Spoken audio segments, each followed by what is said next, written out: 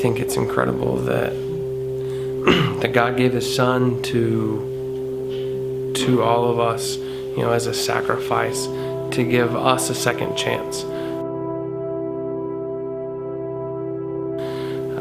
Growing up as a kid, I grew up in a somewhat Christian household. We prayed at dinner, but we never read the Bible much. And what I learned was kind of from my mom. We rarely went to church. Beyond that, I always had a lot of questions and a lot of curiosity, and nobody to really ever answer them. As I started to get older, I still continued to gain a lot more questions, and just was really curious and really hungry to know, what God was and how He had a part in my life.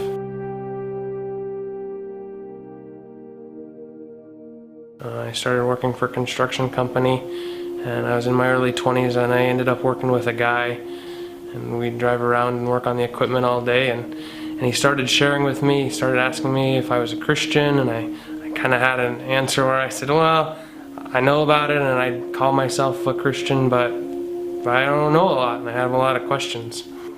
And as soon as we really started to get into it, my job changed, and I ended up moving again.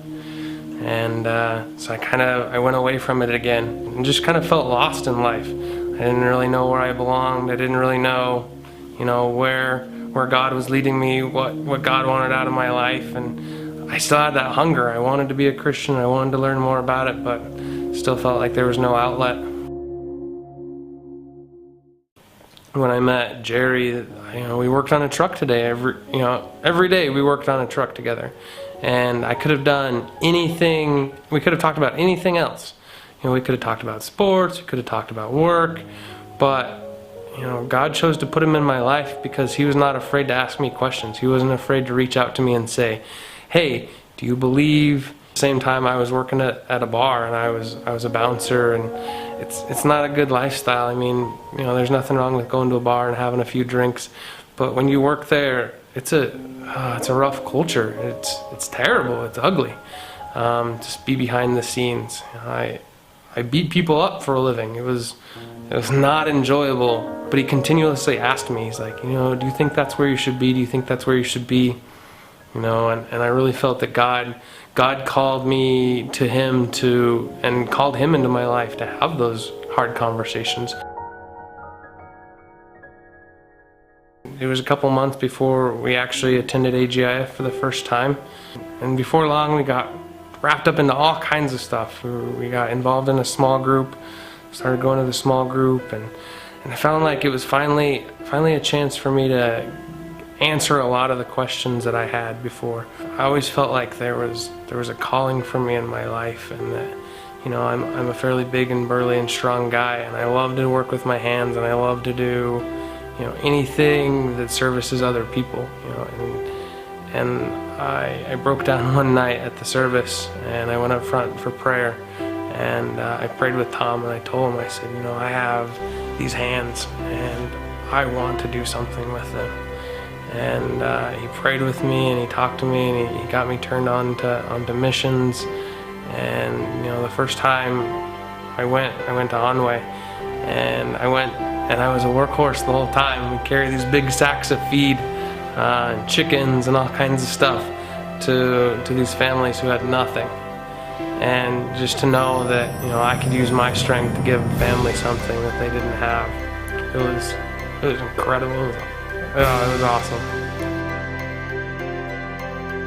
Some of the greatest people and some of the greatest influences in my life are people who have both reached out to me, and people who I've just stumbled upon almost, who God's put in my life. And it kind of felt like to me that every time I was pulling further and further away from God, that He put somebody in my life who pulled me back in, who almost said, well, come back.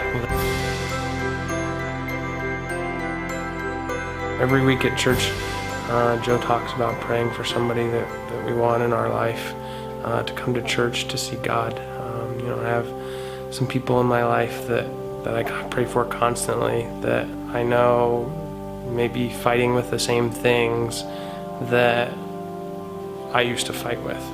You know, we don't always have to reach halfway across the world to change somebody's life. We don't always have to reach all the way across the world to be the hands of God. I'm pretty sure if you walk around any corner in China, in the United States, there's somebody that needs God in their life. But the Easter story is so powerful because it's a chance that's given to all of us who are so imperfect. You know, I've been in a dark place. I've seen the worst in people. I've seen the worst in myself.